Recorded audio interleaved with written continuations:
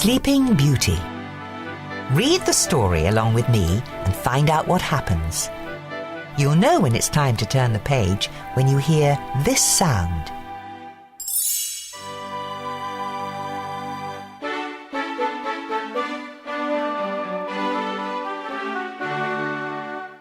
Long ago, there lived a good king named Stephen. For many years, King Stephen and his queen wished and wished for a child. At last, their wish came true. The king and queen named their daughter Aurora. A great feast was planned to celebrate the birth of the new princess. Everyone in the kingdom came to the feast. King Hubert arrived with his son, Prince Philip. The two kings decided that one day Philip and Aurora would marry. That way our kingdoms will always be united, King Hubert told his son. 3 good fairies came to the feast. Each had a special gift for the princess. Flora waved her wand. I give you the gift of beauty. My gift shall be the gift of song, said Fauna. And my gift, began Merryweather. Suddenly, a blast of wind blew open the castle doors. A bright flame filled the room. Then the wicked fairy, Maleficent, appeared from the flame. You did not invite me to the feast, King Stephen, but I too have a gift for the princess. Maleficent pointed at the cradle. Before the sun sets on her 16th birthday, the princess will prick her finger on the spindle of a spinning wheel, and she will die. Seize that creature, shouted the king. But Maleficent disappeared in a cloud of smoke. Luckily, Merryweather still had her magical gift to give. The good fairy could not undo the evil spell, but she could soften it. Merryweather waved her wand. Sweet Aurora, she said, not in death, but just in sleep, the fateful prophecy you'll keep. From this slumber you shall wake, when true love's kiss the spell shall break. King Stephen had all the spinning wheels in the kingdom burned. If there are no spinning wheels, he told the queen, our daughter will be safe from harm. The 3 fairies knew Aurora still wasn't safe. Flora had an idea. The fairies would secretly raise the princess themselves in a cottage in the woods. And no magic, Flora told the others. Then Maleficent will never be able to find us. The fairies explained their plan to the king and queen. Reluctantly, the king and queen agreed. That night, 3 peasant women left the castle with a small bundle. The 3 women arrived at a cottage nestled deep in the forest. We must never call her Princess Aurora, Flora told the others. Her new name is Briar Rose. 16 happy years passed. Briar Rose grew into a lovely young woman. She did not know she was a princess, and she had never heard of the evil fairy. But Maleficent had not forgotten the princess. For years her soldiers had searched the kingdom. At last, they gave up. We checked every cradle, they told Maleficent.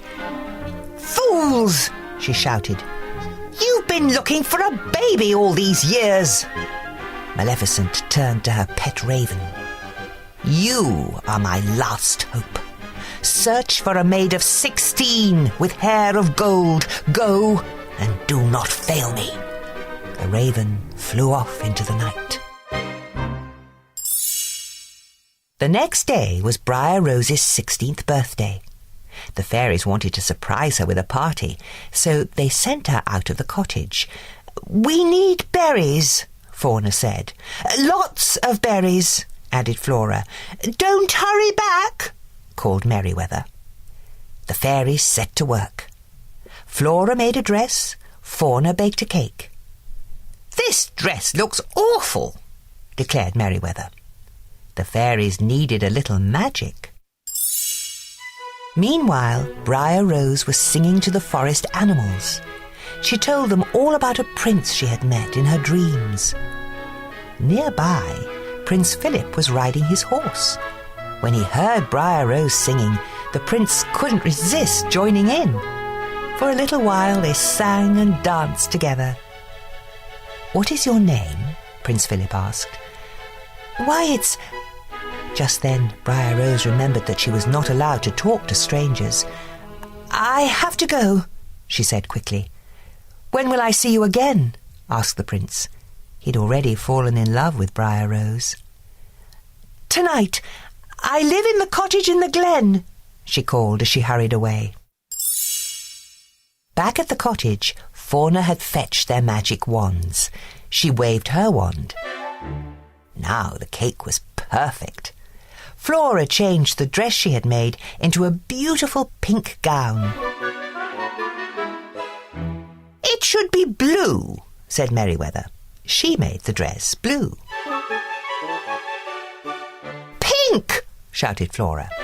The fairies kept changing the dress from pink to blue, and blue to pink.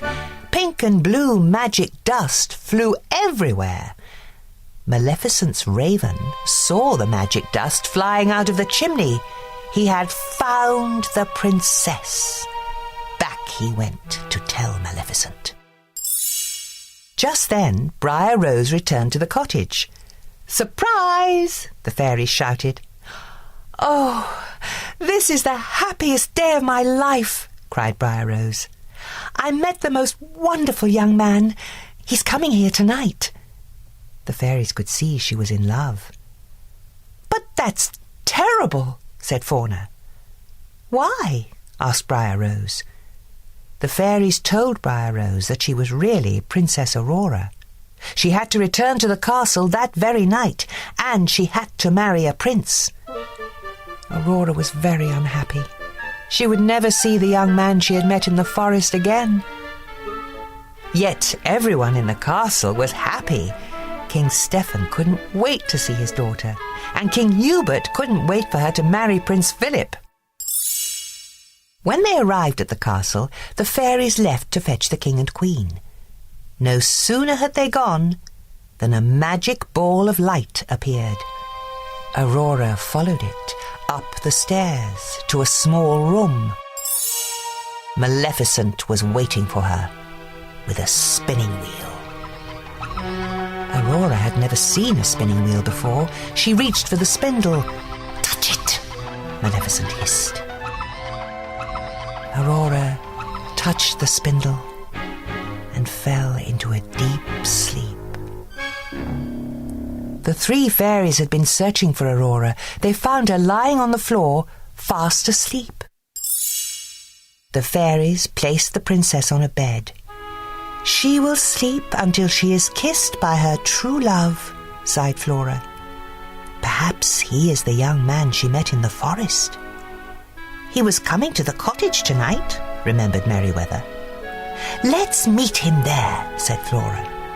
But first, let's put everyone in the castle to sleep. That way, no one will know what has happened. The fairies cast a spell over the entire castle. Soon, everyone was fast asleep. Prince Philip had already arrived at the cottage. He had decided to marry the girl he had met in the forest instead of Princess Aurora. Maleficent's soldiers were waiting for him. They tied up the prince and brought him to the Forbidden Mountains. Maleficent told Prince Philip that the girl in the forest was really Princess Aurora. She was sure he would never escape to wake his sleeping beauty. But the three fairies realized what had happened. They sneaked into the dungeon and freed the prince. Take this magic sword and shield to protect you, said Merryweather. The prince set off to rescue the princess. Maleficent tried to stop him. She raised an enormous hedge of thorns around King Stephen's castle. But Prince Philip hacked his way through the thorns. The evil fairy was furious. She transformed herself into a fire-breathing dragon and tried to destroy the prince. Luckily, the magic shield protected him. Finally, the prince saw his chance. He threw the sword at the dragon's heart. That was the end of the dragon. And the evil fairy, too. The prince entered the palace yard. Everyone was sleeping.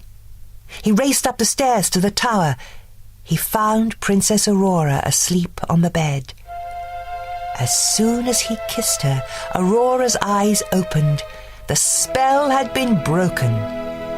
Everyone else in the castle woke up too. The king and queen were very happy to see their daughter, and King Hubert was very happy to learn that the prince and princess were in love. The three fairies watched as the young couple danced across the floor. "I just love happy endings," sighed Fauna.